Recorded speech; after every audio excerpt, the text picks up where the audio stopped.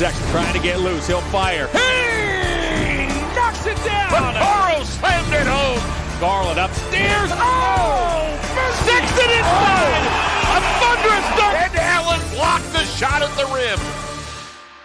Welcome to the Chase Down Podcast, part of the Cavs media family. I'm your host, Justin Rowan. The Cleveland Cavaliers season is officially over. They did not get the 27 wins that I was predicting, but we did get a win for Team Karma exists as the Oklahoma City Thunder won their final game against a Clippers team that didn't appear to be trying. The Minnesota Timberwolves also won their game, meaning the Cavs and Thunder are splitting the fourth best lottery odds. Both teams will have a 45.1% chance at a top 4 pick, and they will flip a coin next week to figure out what the order will be if neither team gets selected for a pick in the top 4.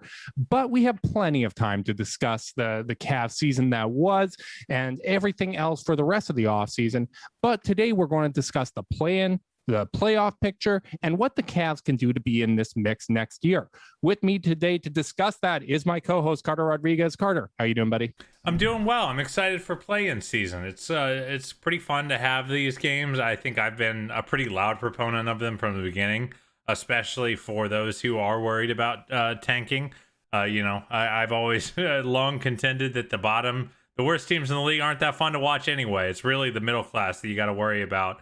And I think that the lower middle class of the NBA really worked their asses off to get here. And it added a lot of intrigue to the late season. And it's going to be a lot of fun to watch. I agree. We are currently counter-programming the start of the play-in games, but unfortunately, it is not probably the least interesting of the play-in games, as Indiana is dealing with a lot of injuries and Charlotte's missing some guys too. But you know what? There's still big picture stuff to talk about when it comes to the play-in. And joining us today is a very special guest making his return to the Chase Down Podcast from basketballnews.com and one half of the terrific Dunker Spot podcast, Nekias Duncan. Nekias, how you doing, man? I am doing pretty well. Thanks for having me. I feel like the last time we were on the pod together, we were talking about Dion Waiters, which feels like forever ago. I don't know if it was that long ago. One could agree that is forever ago. Yeah, it's been too long. I think that is the proper conclusion to draw from that. I don't know if it was quite that long unless we were discussing Dion Island with the Miami Heat, but we are really happy to have you back. I want to start things off just talking about the Cavs as we are. Can I actually start with some shameless promotion of the Dunker Spot? Yeah, absolutely. Take the wheel. Man, this pod is so good. I think it's really, really hard when you're starting a national podcast to make it worth my while. You know what I mean? Like, it's already a flooded market. There's a lot of people who are doing it. A lot of people with large platforms, the Lopos, the Simmons of the world. So I think any national pod that can become in my must-listen rotation in terms of stuff that makes me feel educated about the league while also entertaining me, it deserves some credit. So I just wanted to really shout out the pod first off, Nick, guys, because it's awesome. And not to put too fine a point on it, but I remember when you were on our pod the first time and you publicly tweeted about how you weren't good on pods right after, and now you're killing it. I don't know. I still have my days where I feel like I don't really know what I'm doing. Like, well, you're wrong. You do. You're really good, man. I appreciate it, man. I'm just doing the best that I can. This is a new venture for me. Really having a blast. It's a blessing to have Steve Jones on with just the experience that he has in the league. I'm learning every week, just like I hope the listeners are. So I'm just having fun talking hoop. Man, it's so much fun to listen to podcasts. I really do think that it's fantastic, and I can relate. Like I feel constantly like I have no idea what I'm talking about, and that's why we have to bring on informed people like you to help get us a little more educated, help keep our listeners educated. But moving on to what I was planning on discussing at the start, as Carter throws up the score, as it's 17-7 for the Indiana Pacers. A little bit of a surprise there. Thank you very much to the NBA's YouTube channel, who just has this lovely little box score stream that I can just steal and throw NBA. right up on the pod. Yeah, I don't think we'll be referencing Shout out our the live parent game. company. Yeah. I don't think we'll be referencing the live game too much because that will age very, very poorly. But the question I want to have, so looking at the playoff picture, I find this season to be interesting. Like everyone knows how weird this year has been and how tough it's been to evaluate. But you look at the Eastern Conference as an example. The Atlanta Hawks and the New York Knicks were two teams that were terrible. They were basically in the same position that the Cavs are in now last season. They took two different routes. I mean, both teams benefited from internal development, but the Atlanta Hawks made more of a splash when it comes to free agency and kind of fine-tuning the roster to accentuate the young players they have. When you look at those two different approaches and compare it to the Cavs, do you feel like the Cavs are more similar to the Hawks or the Knicks in that they either need to overhaul a lot of the roster or they can bank more on internal development if they want to take the next step next season? I would say I think they're closer to the Hawks than the Knicks. Like, I do think at the very least, if you're just looking at it within can the Cavs get back to the playoffs perspective, like they already have a backcourt that should be able to score enough to kind of be a pillar of a play-in or a later playoff team in Colin Sexton and Darius Garland. So I think they have that. They have solid role players already. It's just about kind of improving on the margins and just gaining more experience. I don't think they're super far off from making that next step. Mm-hmm. It's such a tricky thing because I look at the results this year and the quality of kind of the cores of the teams that even missed the plan. Like you look at New Orleans, you look at Toronto, you look at all these teams that have really good foundational pieces, and it's intimidating to me. Like I really like the Cavs young core, but it does feel like the standard is becoming higher and higher, even as the kind of playoff picture expands with this play-in tournament. Do you think that the young core is good enough to be the core of a team that makes the plan, or is more significant tweaks needed to that core? Like, do you think it's more about supporting cast or kind of the meat and potatoes of this roster? I think in terms of getting to the play-in, I don't think they're far off. If they're healthy, like if Larry Nance Jr. doesn't miss a large portion of the season, then I would not be surprised if they were in there instead of like Indiana or Charlotte or, so I don't think they're far off there. My question becomes, what is the step they take after that? And that's where I kind of have questions about the core. That's where I get into what does Colin Sexton and Darius Garland look like on a team that wants to win a playoff round or two. But I think just to get to the step before that, I don't think they need wholesale changes. I think they have a solid backcourt. They have nice young pieces. They have solid role players. They just need to be healthy and continue to gel, and they'll make that next step. Can I ask you this, Nekias? Because I think if we were at this, if you're a Cavs fan, post LeBron, it's the wins aren't there yet. Excuse Melly, she's gonna just be shrieking in the background.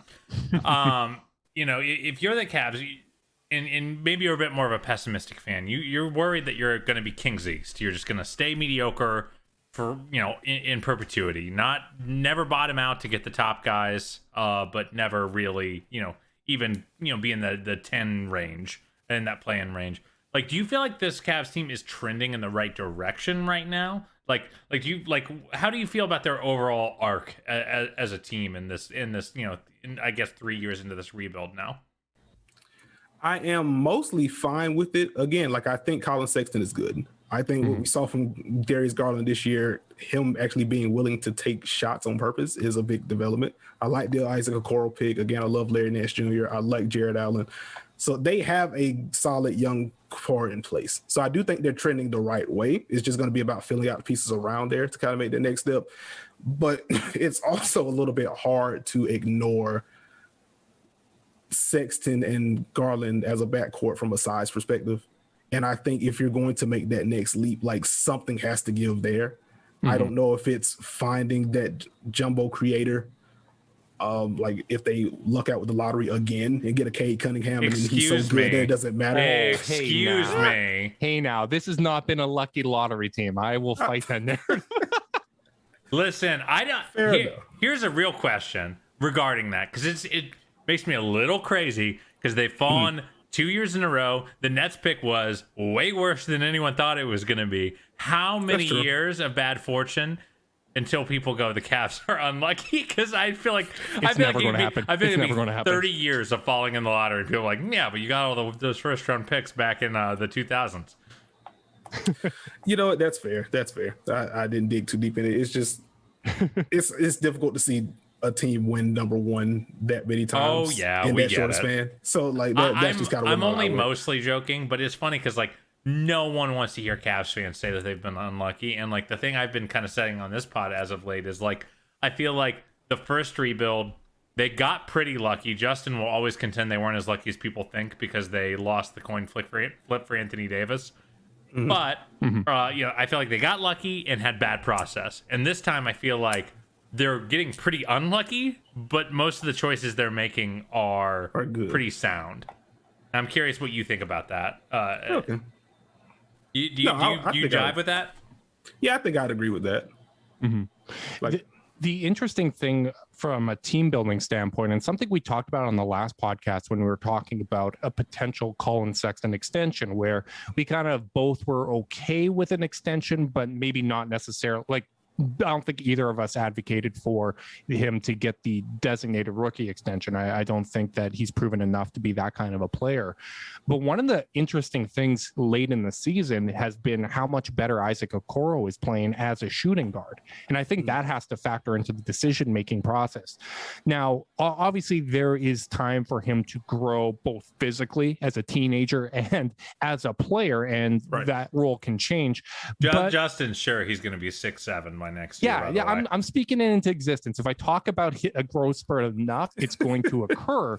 But I was wondering, as you kind of watch some of the Okoro film later in the season, as he plays more minutes at the shooting guard position, do you think that that's something that long term might be his best position, or because he is a wing, but it does seem like he's more of a 2-3 wing rather than like a 3-4-2 type wing? Okay, I would agree with that. I think just in a vacuum is going to depend on the shot. Like that's going to swing a lot because you can kind of afford to be a mess spacer as a 4 and kind of operate as a screener or as a cutter that way. If you're that kind of a threat as a perimeter position, like if you're at the 1 or a 2, that's a little bit different, a little bit harder to navigate. So I think for him, the shot has to come along, but the strength that he already has, figuratively and literally, he is just an incredibly jacked dude. I think that helps as a driver. You're going to be able to bounce dudes off of you at the 2 a lot easier than you would the 3 or the 4. And that's what we're noticing. And, because I was on team, like, I'm not in any hurry. One, I've not been in any hurry to break up Sexland in the first place. But then, I'm looking at this guy. I'm like, oh, well, he's not much of a shooter. Like, I'm not in a hurry. But now I'm kind of seeing, it almost feels to me like because the jumper isn't there, him getting to muscle 2s on the way to the rim actually is a better road to success for him as a finisher. Yeah, and that unlocks everything else because he's also a good passer. So if he's able to penetrate the paint, kind of force rotations that way, that shines through and he's able to bring more offensive value. Like, I don't think we have to talk much about the defense. You know what he can do there. Yeah, and even to that end, like, he's not one of these dudes. We talked about it when we had Jackson Frank on because he kind of talked about the fact that right now Okoro is guarding these bigger wings and getting in the right spot, but they're just still getting their shot off because he's not that 6'7" that Justin's going to will him to be. It's less of a problem when you're chasing around 6'2", 6'3", 6'4" guards. So that does make sense. I am kind of curious, before we kind of move into play, like I don't want to move into play and talk too fast. But I'm also curious because you're saying that eventually you feel like there's going to be a rubber meets the road moment with Sexland as the starting backcourt. And my party line from the beginning has kind of been, listen, I'll worry about those problems when they become untenable. I see why they could be a problem, But right now, I think the team's best road to success is playing their best guys, and that happens to be those two. The lineup data supports it, etc. If you are running the Cavs, are you trying to get out ahead of this? Are you trying to break this up before it's too late? Or are you kind of more in my camp where it's like, let's just get as good as we can with what we got, and if a better alternative pops up along the way, then we'll take it. I think I would lean towards the late pivot than the early one, especially since he's still, we're talking about Colin Sexton, he's still on the rookie contract. And to your point, like, I would not give him a full max either, and I also don't think that he would warrant that right now. Like, I would have to look at who's going to have cap space 2 years from now, which I don't know how fruitful of endeavor that is. But like, I don't know who throw. Yeah, and even if you did, he's a restricted free agent, so you can like cross that bridge when you come to it. Yeah, like, that's not a move you have to make now. I will say, if the right offer pops up, then sure. Like, I can't remember his name. Is it Evan Dumerall? I want to say. Yeah, Damerall. Yep. There we go. But yeah, I think he had a tweet talking about what a Sexton for the number 5 pick would look like. Like, I don't know if I'd say 5, but like, if there was an offer like that pops up, like if it's a top 3 pick this year, and someone wants to offer 3, then sure, you kind of. You're definitely at the point where you got to consider it. You know, like, because like I do think the fit concerns are there. The downsides are there, but like, it's just so hard, you know. And I think when Justin and I actually talked about that very tweet, Justin said this. He said, "Well, that's 1 pick too low." You know, this is a 4-man draft in tier 1 and 2, and you know, you really start thinking about it then. But like, here's what I'm not interested in is if they do decide to move on from Sexton, I'm not trying to pick up someone who's going to be just as frustrating, but is just different. You know, like Jonathan Kuminga. Like, is he really going to be? Is his feel for the game going to be that much better? I don't know about that. So like, you know, I'm not interested to make moves just to make them. If that makes sense. Like, just because a guy's taller, like, he's not as talented of a player, but he's a more conventional fit. Like, the biggest thing with Sexton is there needs to be a viable replacement, and there hasn't been that when it comes to the Cavs roster. Like Carter mentioned it before, the lineup data does support that combination is their best bet, like especially with Okoro sitting at the 3, and by the way, guys, that has nothing to do with their backup point guard situation on here. Okay, might have a little bit, but it's funny. So, Nekias, you had mentioned earlier on kind of what this season could have been for the Cavs had Larry Nance played more than 35 games, and he maybe was healthy for about 20 of those, but before some of his injury issues started happening. And there's situations like that around the league. Like, so many teams were impacted in different ways this season. Braden Ballin on Twitter yesterday had tweeted out that the Cavs combined to miss 281 games this season due to injury, the 3rd most of any team in the NBA, and 80 games more than average. And by the way, isn't that crazy given that they had no health and safety protocol absences the whole year, as far as I know? I think it was like 5 games. I think it was like 5 games that they had in the protocols, but like, they didn't get impacted by that, but they got impacted by injuries. And I've heard this sentiment. Kevin O'Connor mentioned it on our podcast, and other smart basketball people like yourself have mentioned that they're not really factoring this year's results into their playoff predictions. And I was wondering how much you're even factoring this year's results into projecting next season. Obviously, we have to see what changes occur in the offseason, but how accurate is this sample size that we were provided in such a weird year? I think you just kind of have to look a little deeper, maybe look around the margins. That's why, again, the Garland development is so important. Even shifting Okoro from the 3 to the 2 in some spots, just seeing what that looks like. I think those kind of things are important. Just in terms of them finishing at the bottom of the East, like, that doesn't really concern me, because when they were healthy, they were pretty good. Like, in our inaugural episode of the Dunker Spot, we spent the first 10-ish minutes talking about Cleveland and their defense being in the top 5 somehow, and Larry Nance Jr. being like a defensive player of the year candidate at that point. Obviously, it was earlier in the season, but that's how good and impactful as he was. So I would like to just see this team together. Because again, I don't think they're far off from being a play-in team, especially looking at the play-in teams that are there right now. So I was going to ask you, like, outside of obviously personal growth from all the young kids, because it is a young ass team. I mean, their entire course 22 or younger, plus Larry and Kevin Love. What do you think, if there is an external type of player? I'm not asking you to name names, but like what kind of players do you think this roster needs to kind of take the leap in your eyes to kind of supplement this young internal growth? I was gonna joke and say a backup point guard, but well, no, that's not a joke. That's high on the list. That's not a joke, man. They definitely need one of those. I think the big picture, I would like them to have a wing initiator. Yeah, like I think Okoro is going to be very good. I don't think he's going to be that. Yeah. So I think just having a wing that you can run your offense through, that takes some pressure off of Garland, that takes some pressure off of Okoro if he develops at the 2, or if you still have Sexton there. You don't have to watch so closely for the passing growth, which he's made some, but he still isn't primary initiator good. Yeah, and making those kind of reads. So like having someone that can kind of fill those gaps for you, I think would be the biggest thing they need to fill. Yeah, and this would be a very good landing spot for Cade Cunningham. Yeah, it's funny, every time we talk about like what the Cavs need, I always feel like such an idiot when I say a big wing, because that's what a big playmaking wing, because that's what everyone needs. Like no one's like, oh, I got too many of them. It's awesome. By the way, the NBA ticker just showed me that Doug McDermott has 16 first quarter points. So I don't know what the hell's going on there. Yeah, I mean it does make sense. I'm curious what you think about their group of fours though. Kevin Love is there, Larry Nance is there. Both, Kevin Love has obviously had some highly publicized problems as of late. Larry Nance had a really tough year staying healthy, and that's never been a particular strength of his.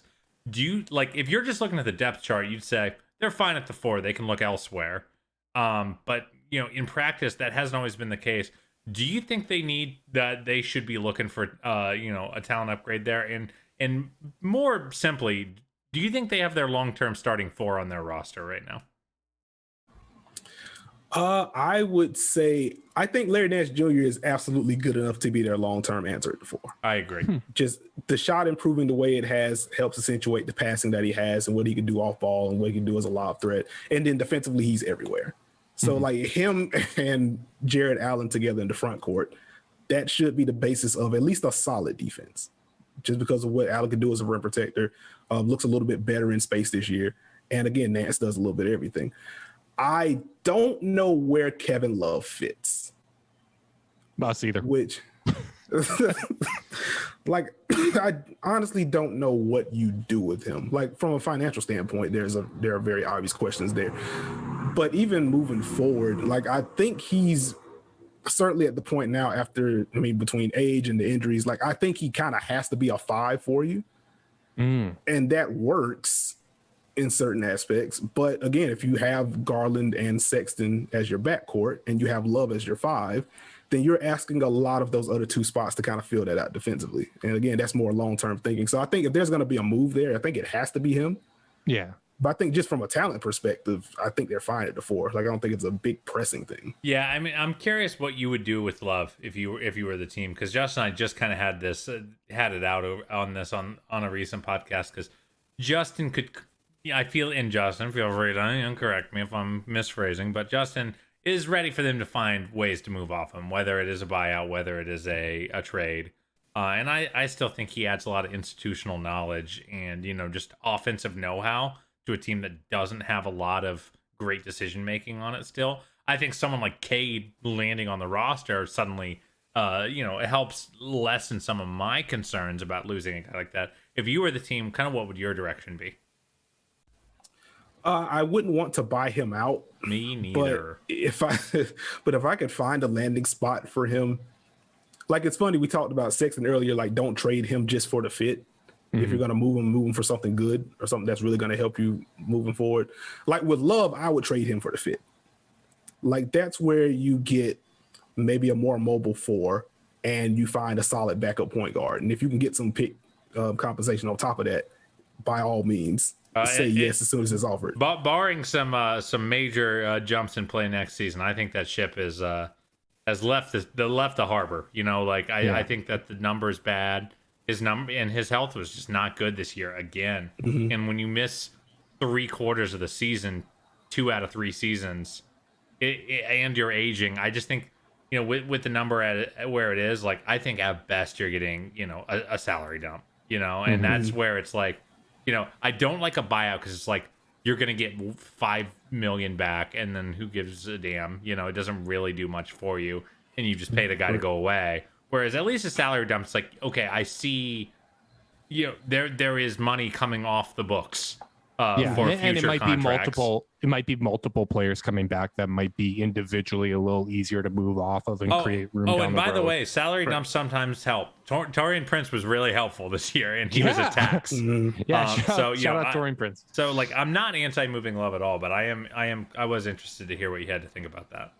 Mm-hmm. Yeah, absolutely, and we appreciate your kind of insight on that. And I'm kind of torn. Like, it's the fresh start would be nice, but you also have to do what's responsible, right? Like, you have to weigh all the options, and I think this is certainly a summer for weighing all the options.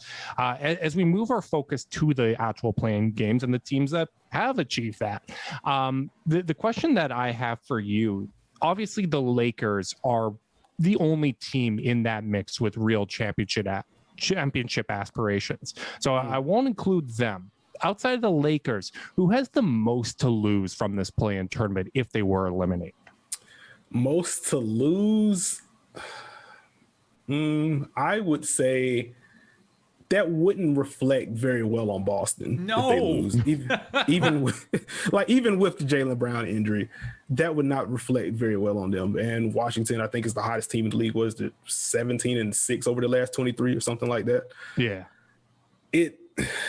I get it with Boston because they've had the injuries. Like Jason Tatum, as great as he's been, he's had to work through COVID himself. But just from an optics standpoint, you go to the Eastern Conference Finals, you lose Gordon Hayward. There was a lot of weirdness around there. And then you drop to 7 and then lose in the play-in to Russell Westbrook and Bradley Beal. Like, that just wouldn't look great, especially once you consider, I don't know how much you want to put stock into the chatter around like Brad Stevens, but we're Cavs fans, so yeah, we've had a lot of fun at Pat Stevens' expense over the course of our careers.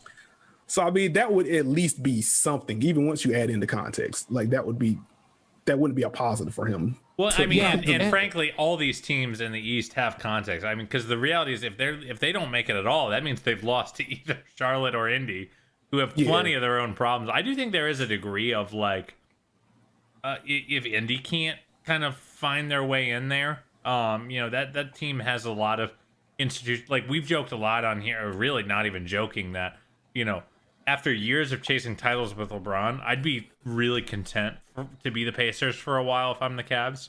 Just a consistently competent team that always makes the most out of who they are. I feel like this is the first year in a long time that hasn't been the case, where they've kind of left me cold. I know they've had injuries, and you don't want to.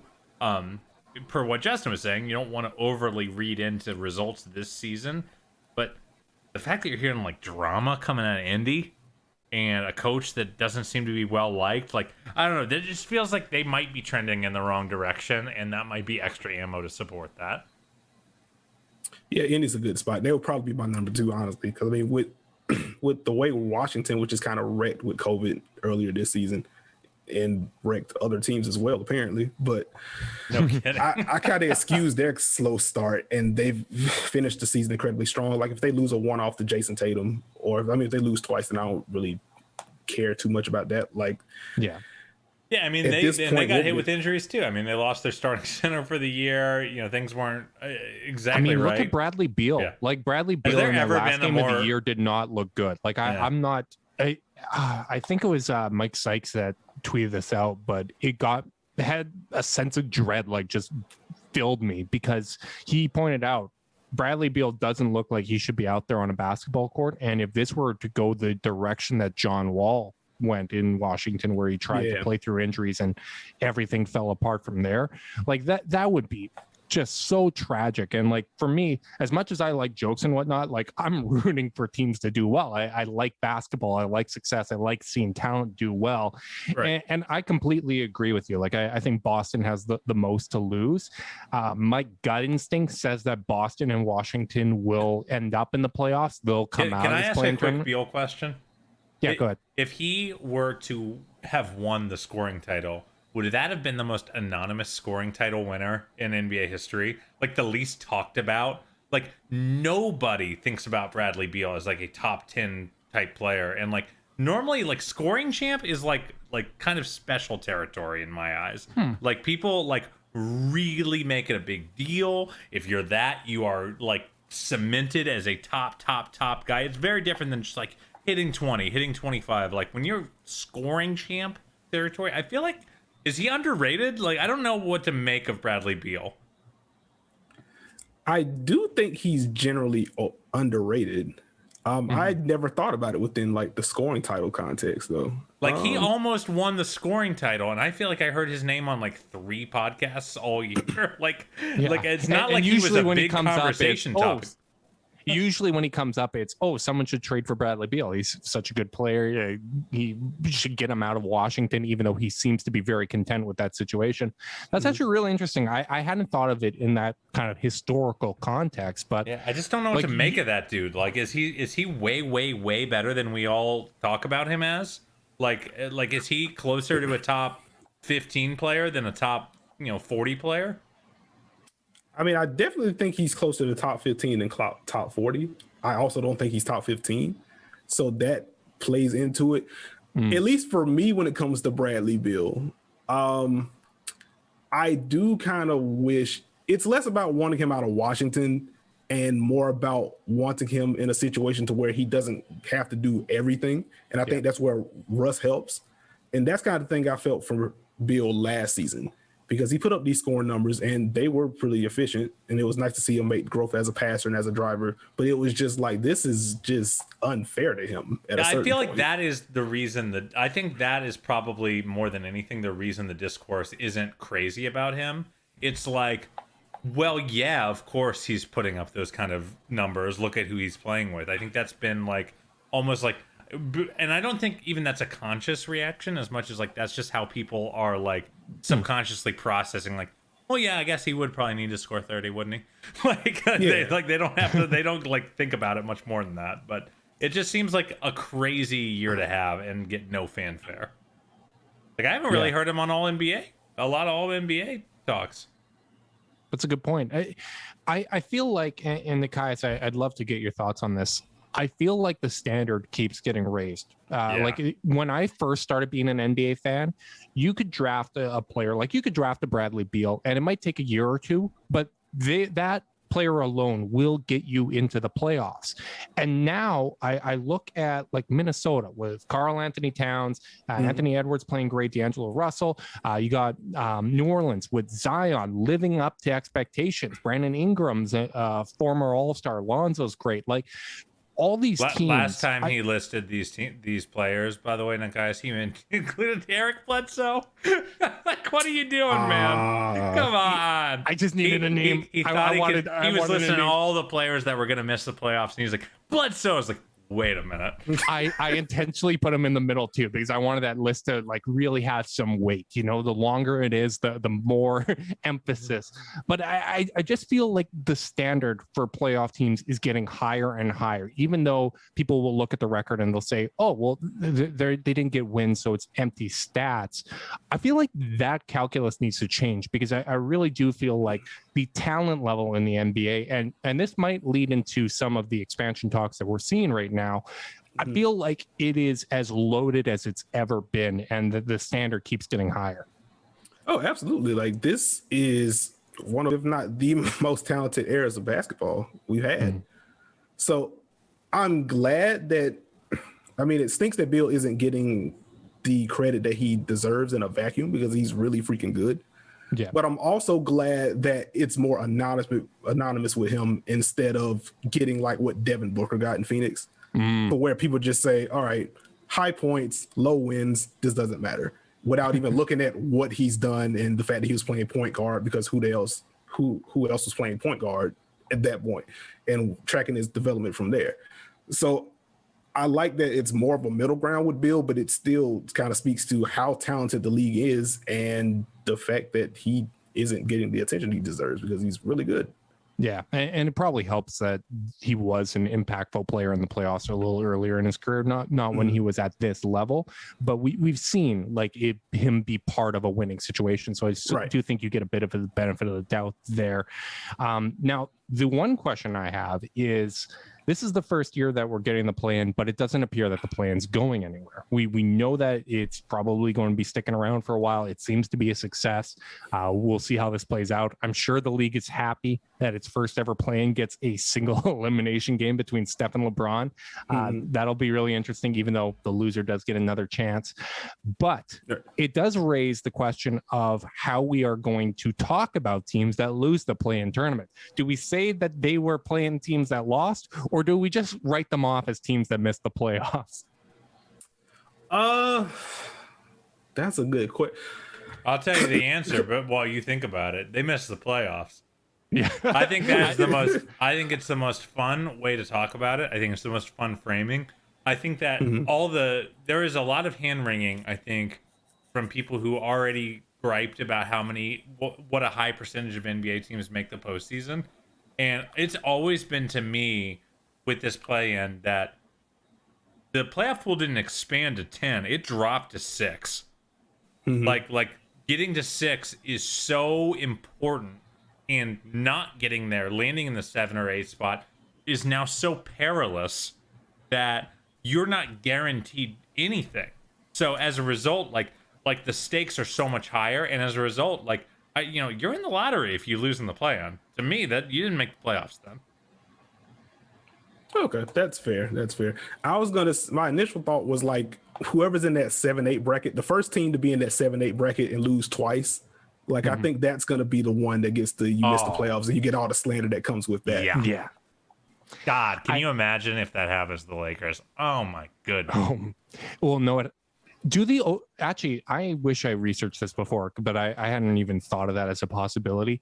Do we know if the Lakers pick, because it would join the lottery, if they won the lottery, do they give that pick to the Pelicans? Is that protected at all? I would love to know that. I would really love to know that. That would be a real GM while we're here, huh? That would be a really wild development. But I really do like the idea of just writing them off as teams that miss the playoffs. Like, we love the plan. We talk about the plan, what it takes to get there. But once it's done and I'm sorry results to say, Justin. Oh wait, no, it's protected for selections 8 through 30. So yes. If that pick wins the lottery. I love that. That is wild. That would be quite the damn development. But I just love the idea of, after the results are finalized, we then act like the plan didn't occur. That just, these are the 16 teams that made it, because that adds stakes to it. But as we shift our focus from the plan to the playoffs itself, I would love to know, as we look at this postseason as a whole, what 3 teams have the most riding on this postseason in your mind? Because obviously there's teams that have been really aggressive. They've been buyers this year. Brooklyn going out, getting Harden. Philly maybe not making the biggest splashes, but they've made some changes. Milwaukee getting Drew Holiday. Utah now at the top of the standings. Who stands out to you as the teams that really have the most riding on this postseason? Oh, number 1 is Milwaukee by a mile. That sounds right. That sounds well. It's weird because you would think that signing Giannis would mean no, everything's fine now, but I do think like your window only lasts so long, and they're pretty pot committed after the Holiday trade. That's a good point. Right. It's Milwaukee, and like, this is obviously a Bud thing, because if Milwaukee loses to Miami in the first round after losing to Miami in 5 games in the second round last year, like, Bud might as well not even do the post-game presser after whatever game they lose in. He is he is done. Yeah. If they lose in the first round, it almost doesn't matter how it happens. You should do like a Bad Boys exit where like the Bad Boys Pistons didn't shake hands, but just walks to the tunnel, packs up his desk, takes off his jacket, just leaves it on on his seat. You know who's just looking through the standings, looking at the bracket, who's sneaky? It actually is a really, really important playoffs for is Phoenix. They actually don't have much longer with Chris Paul being who he is, you know, and they've got, I think they've almost have an under-discussed trajectory to me, because we don't know yet if what they had in the bubble was fool's gold or not, because they then traded for the guy who is like the greatest floor raiser of his generation, or one of them. And then, I still don't know what they are once CP3 starts to finally age, because it's gonna come. It just can't not. He's 6'0", like 47 years old. So like their window is actually wildly small to me with this core. Like, unless Bridges or Ayton take a big leap, which you can't rule out, or they find some other avenue to elite talent. Like, I feel like their window is actually small. So like, while they seem like a kind of a new crasher to the postseason, I don't think they can try this 3-4 years in a row with who they got right now. That's actually a good point. Like, I don't know what Chris Paul is going to do this summer. But he has the player option, and that's obviously a lot of money, but also he is wildly impactful. So it also wouldn't surprise me if he declines that and say, hey, let me get 2 or 3 years at a lower number. Let's lock this in. To your point, I don't think he can keep this up forever. But I also don't consider Phoenix in the class because they have so many younger dudes. Devin Booker is a foundational piece. Well, I guess what I'm really asking is, are they a real contender without CP3 being who he is right this very second? Probably not, but I think the bet there for Phoenix at least is, as Paul declines, Booker continues to get better. You get a leap from Bridges and or Ayton, and then that kind of makes up the gap for you. Yeah, I'm just worried that when CP3's decline, I think it might be a snap of the fingers kind of decline. Because he's managed to hold on so long that, those undersized guards typically, when it's gone, gone. And I just feel like, it's just going to be one injury and the athleticism just drops off a cliff. So I don't know if they have that luxury of a gentle slope downward for him. And it's very makes simple, this season man. Interesting to me. It's very simple. Mikal Bridges becomes Kawhi. God, he's awesome. As the resident so Mikal Bridges. What was happening in the bubble was Bridges was playing over Oubre, and he elevated him, and he's going to continue to have that Kawhi-like trajectory. I am the biggest Bridges stan out there. I love Mikal Bridges. I don't think you imagine him on Philly? Oh my goodness, that would have that would have been pretty damn nice. Just a cool Simmons, Green, Bridges, Thibault, Embiid lineup. Just no big deal.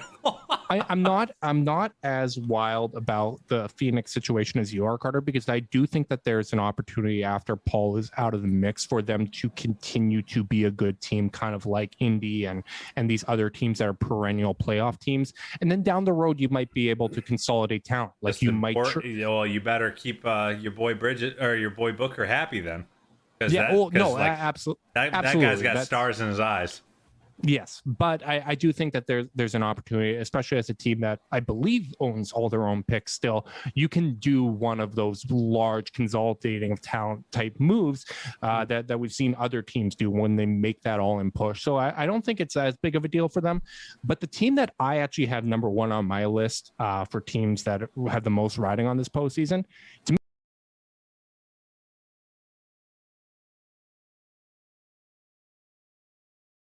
number two for me, but the fact that they do have Giannis, Drew Holiday, and Chris Middleton all locked up, as disappointing as a loss would be, I do think if they were to lose in the first round, Bud's gone. They're going to have to make some changes, but those might be necessary changes, and that core is still likely coming back next year. Right. Philly, I feel like this is a blueprint year. I feel like this is make or break. That duo is not going to make it beyond the season unless they make a sustained run. I can definitely see that. Philly was 2 on my list. I had the Clippers third on my list. Okay. Just coming off of that kind of season, a lot of chatter throughout that regular season. You take a 3-1 lead in the second round and then lose to Denver. Well, I'm afraid Denver won that series. Let me not say the Clippers lost it. But to lose in that fashion, you make some changes on the roster. You have a new coach now. You can't have a short run again. You know what's funny? That is such a good point. I did not even think of the Clippers. Like, I have mentally written them off. Like, I don't know if Kawhi is already packing his bags for South Beach or what the deal is. I just like, I'm not a big believer in the Clippers. To me, like the three I had, so it's Philly number 1, Milwaukee, and then Utah number 3. Because I really do feel like this is going to be the pivotal year for like Rudy Gobert conversations and all that, which like I copped to today on Twitter, like a lot of the Gobert like hate that I'll give. It's just about the dialogue around him. Like, I recognize how good he is as a player, but in a year where they've been as healthy as they are, when they've been as good as they are, the fact that like if they were a first round out or a second round out, like I feel like that would be a massive disappointment, and they'd have to take a really long look in the mirror, because similar to Chris Paul in Phoenix, Mike Conley's not getting any younger, and their window really is now. I definitely see that. I will just pose this question to the both of you. Where are you at on Dallas? I think Dallas would be a great landing spot for Kawhi if he does have his bags packed. I mean, like within this context, like, do they have anything pressing? Because I mean, they have Luka in tow. I think Luka's the kind of dude who's going to stick around in Dallas. I don't think he's got a guy that's going to be moving on. So I don't think their urgency is as high. I do think there is a degree of like, we all kind of know the KP thing isn't working out. And what does that mean about their team building? But like, I don't think anyone's coming in with this idea of like, they got to win now because we know they have this uber generational 21-year-old. And like, I don't know if the other teams have like they have a super duper star. Mm-hmm. And like, I think a lot of these teams that we're talking about, like the Utahs, the Phoenixes, they have a bunch of superstars right now. And I just think there's a different level of fretting, because it's like, you kind of like this Utah team might never be better than what they are right now. So it's like, to me, I agree with Justin, where it's like, you got like, now, if it's going to happen, get it in a weird season when everything's trending just right. You're getting the best play out of Mike Conley. You're probably going to get Mitchell's on the upswing. Gobert's on the upswing still. There is a point of like, this could get stale quick. So like, whereas like Dallas, I don't think anyone thinks this is the best they're going to be. Like, if the Mavs don't screw up, that is obviously like, and you could call the KP thing a screw up right now. So like, I just feel like no one sees title for them as a possibility. Whereas I think if things break right for Utah, they can win the title. I think if things break right for Phoenix, they can win the title. I think it's a really uphill road. But I can see it. Whereas Dallas, I'm like, I just don't see it with that roster as it currently is constituted. I think they're the kind of team. Do you agree with that, Nekias? Do you think Utah and Phoenix can win a title? Because I think like 8 teams can win a title this year. I think it is wide open, my friend. It is a really open field, and like, I respect the individual talent that those teams have, but I'm just not sold. Like, I can't picture them winning a championship. I'd love to see a new team win a title, or a team that hasn't won recently. I'm just not there. Do you think that they have a legitimate shot at a championship this year? Can I take it wider, actually, Nekias, and ask you how many teams can win a championship? Let me pull up the standings. And I want you to name them off, obviously. While I'm pulling this up, I was going to say I'm probably a step behind Carter, in which I would not be surprised at all if either Phoenix or Utah made the finals. I think if those two made the finals, they're losing to whoever comes out the East. They are food. That is my opinion as well. I think making the finals in this year means you got a chance, a legitimate chance. I don't think anyone's going to be like minus. I don't think anyone's going to be like 6-1 dogs to win the title once they make the finals. Like, there might be a 2019 type possibility there. Like, I think going anyway. You're ready, Nekias. I'm sorry, throwing a lot of random shit at you. Oh, no problem. So teams that I could see winning a title this year, I have Milwaukee, I have Brooklyn, I have Philly. I could see it for the Clippers. I could see it for the Lakers. That would probably be my 5 in terms of winning it. Do you think there's any chance that both that the Lakers could not make it out of the first round? Is there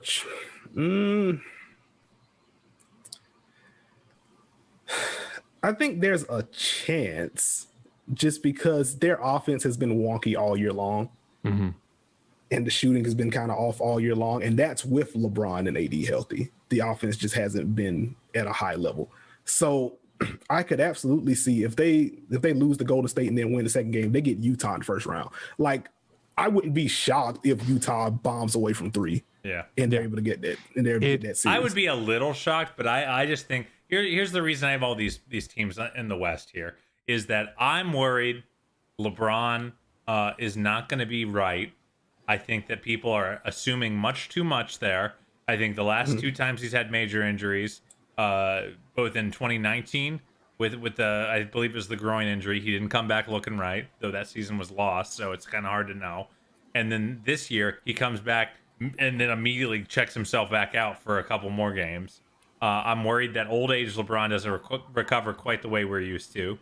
And they haven't had the reps. And then at that point, I think you guys are overrating the top of the East just a smidge. I'm a big Brooklyn believer, Justin, if all 3 guys are healthy. But you look at these point difference, plus 5.5, plus 4.5, plus 5.9. We're not talking about juggernauts here. Like, you really think if Milwaukee makes the finals, they will wash Phoenix? They will wash Utah? I just don't see it. I just think, again, I don't trust season-long stats with any of these teams. I see some beatable-ass teams up there. I think they're great, but they're definitely have defined weaknesses, all 3. I think the winner's coming out of the East this year. I really do think whoever wins the East is going to win the championship this year. I share your concern with LeBron. I think Father Time has caught up to him a little bit here, and it's going to take some time for him to get healthy and hopefully be back next season. But my goodness, if I was Phoenix or Utah coming off of this season and one of those teams has to play the Lakers in the first round, likely, like, I would be yelling at the basketball gods right now. Like, that is such a, that's cool. Like, could you imagine Lakers versus Jazz? Like, you mentioned that, Nekias, as a possibility. Like, the loser of that series is going to hear about it forever. Yes. It's gonna be a lot of fun. Which makes for some fun on Twitter, especially between those 2 fan bases in particular. The 2 prickly groups, one could say. Yeah, just maybe a smidge. The one team that we haven't talked about that I just want to touch on before we wrap this thing up, we want to be mindful of your time here. Denver Nuggets. If Jamal Murray was in the mix, do you think that they would have had a shot at championship this year? And absolutely. How far do you think they can go now? I think they absolutely could make a fine. They could win a title this year if Jamal Murray was healthy. So it just thinks that he's out. For now, just trying to eyeball the bracket real quick. They have the 3-6 with Portland, which means I'll weigh in on this while you look at it. I think I don't think they can win the title. I think they can beat anybody in the West in one series, even currently constituted. I think all these teams are weird and wonky. They have the MVP. They have MPJ, who is going bananas in his kind of rightful, his more natural role, with Murray out. I don't think they missed the scoring as much as I thought they were going to. And I just think anyone can, like, the fact that they got the best crunch time weapon in the NBA has to mean something, right? Like, they just got to hang. As long as they don't get blown off the floor and as long as their role players hit their open threes that Jokic is going to generate for them, I don't see any team just wiping the floor with them. That's fair. Like, I think just eyeballing it right now, they probably beat Portland in the first round. Oh, they better. Portland sucks. And I think they beat Portland, and then they get the winner of the 2-7. So they're probably a second round out for me. Like, assuming the Lakers beat the Warriors. Yeah. Then it's between Phoenix and LA. Like, I think I like them a little bit more than Denver. They're probably keeping a really close eye on that plan. What if the Lakers? Yeah, what if the Warriors won? Ooh, if the Warriors win, then I think there's a Western Conference Finals path for Denver. Yeah, I think they can beat Phoenix. I don't know if I'll pick them against anyone except Portland, because I think Portland is not good. But I just think, like, the odds had better not be too long, or I'll I'll make some considerations if you know what I'm saying. I got you. Carter, you absolute degenerate. No. Carter, you shared earlier this week the clip of Dirk in the 2011 playoffs. That was so, guys, did you see that? I did not. Someone posted Dirk's 48-point game against OKC when he went like 12 of 14 from the field, and he went 24 of 24 from the line. So it was like the most efficient 48-point game I've ever seen. At one point, Breen's on the call. Thabo Cephalosha is getting posted up, and he goes, "Thabo, trying his best." It was the best call I've heard. My point was going to be that I think Jokic needs to have a 2011 Dirk run. Like I would love to see that. I would love to see him go into complete takeover mode, because one of the things people forget about that 2011 Mavericks team was they were missing Caron Butler. Yeah, they were beat up. He was a really important part of that piece or that team. And Dirk just went to another level. And with this being such an open field, I can't wait to see who elevates to that level, because obviously Brooklyn is kind of your star power team, and you got a lot of teams that do have really good cores. But I love this open field. I love the chaos of this season, even though I don't think it's necessarily the best representation of who the best team is. I really can't wait to find out who the best team is right now. Oh, I'm absolutely excited for it. Like, to your point, I mean, there are a lot of teams that could make deep runs. Like, I don't think there's a single team outside of the play-in teams in the East, I'll say. Like, there isn't a team that I would look at and say, there was 0% chance that this was going to happen.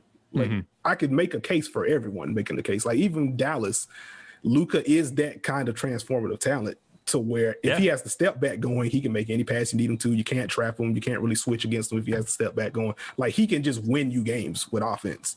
Yeah. And if you get just enough from the role players, like, they could absolutely be dangerous. But I don't know. I'm ready for some good basketball, man. I'm excited. Before you go, who's making the finals? Who's winning the finals?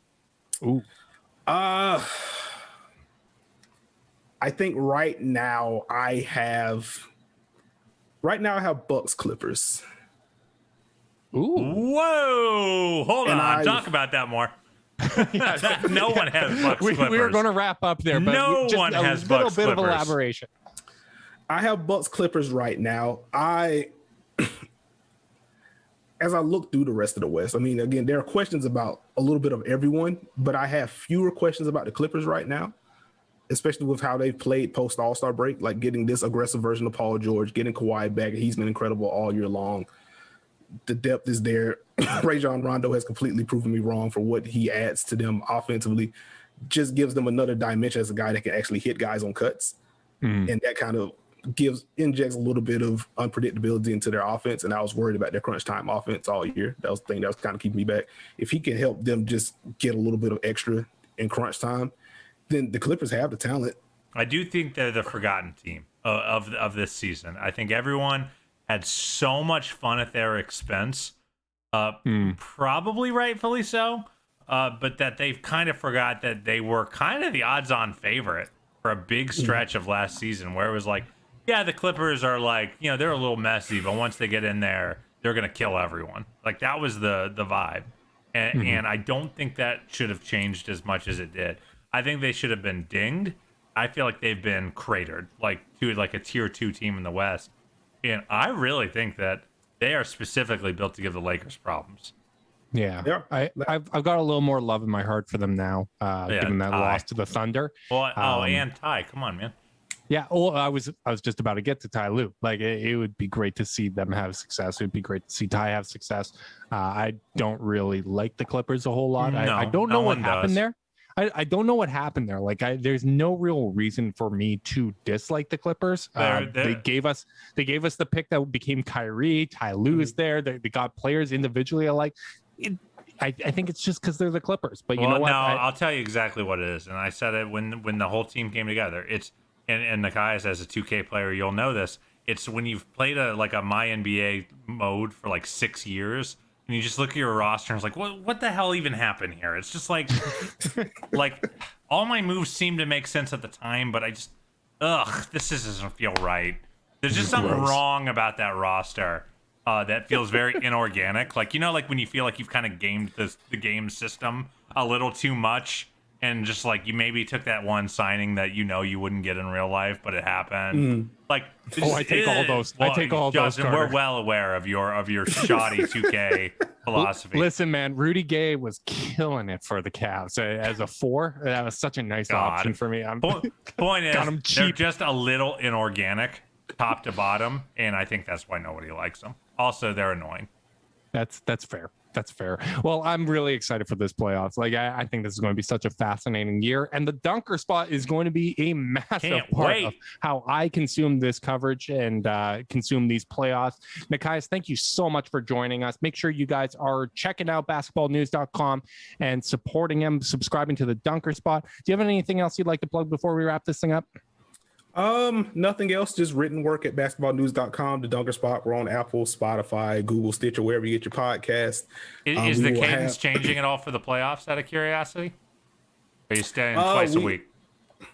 We are going twice. We have another episode coming later this week, still decided between Thursday and Friday, but we will be previewing the rest of the series. I think we went over the play-in, and then we went over the Hawks series and also the Bucks series. Yeah. Yes. Awesome. Well, I'm looking forward to that, man. Thank you so much for joining us. We really do appreciate your time. Make sure you guys are supporting the Dunker Spot wherever you listen to this podcast. You can find it there. Go do that. If you're watching on YouTube, make sure you like and subscribe, as that's the best way to help this show up in the algorithms. If you're listening via podcast, leave a rating, leave a review, subscribe, unsubscribe, resubscribe, and help cook those books. If you want to be part of the Chase Down's exclusive Discord chat, you can send a screenshot of that review to chasedownpod@gmail.com. However you choose to support us, we really do appreciate it. Make sure you guys are staying safe out there. And until next time, go Cavs.